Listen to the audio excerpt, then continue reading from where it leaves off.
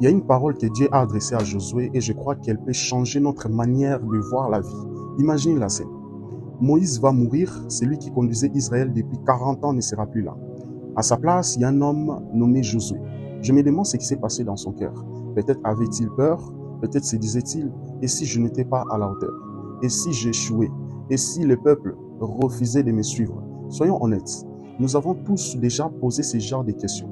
Avant un emploi, avant un mariage, avant un ministère, avant une responsabilité.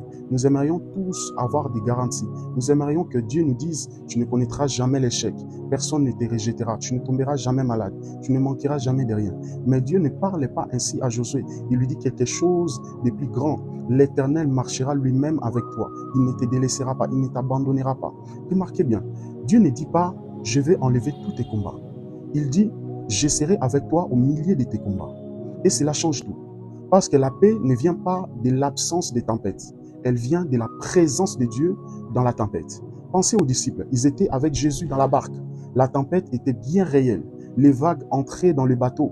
Ils avaient peur. Mais ce qui allait les sauver, ce n'était pas une mer calme. C'était Jésus qui était avec eux. Nous passons parfois notre vie à demander à Dieu une vie sans problème. Alors que Dieu veut que nous apprendre quelque chose de plus profond. Sa présence est plus précieuse qu'une vie confortable. Car une vie sans difficulté, mais sans Dieu, il reste vide. En revanche, une vie remplie d'épreuves, mais avec Dieu, est une vie qui a de l'espérance. Regardez Joseph.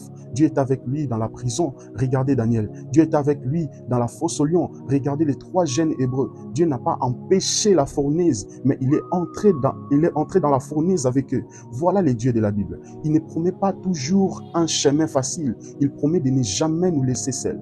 Peut-être qu'aujourd'hui, tu attends une garantie. Tu voudrais savoir ce que demain te réserve. Tu voudrais que Dieu t'explique tout. Mais si Dieu t'a montré tout à l'avance, aurais-tu encore besoin de marcher par la foi? La foi ne consiste pas à tout comprendre. La foi consiste à avancer avec celui qui connaît déjà les chemins. Et voici ce qui me touche le plus. Moïse va partir, mais Dieu reste. Les hommes changent, les situations changent, les saisons changent, mais la présence de Dieu ne change jamais.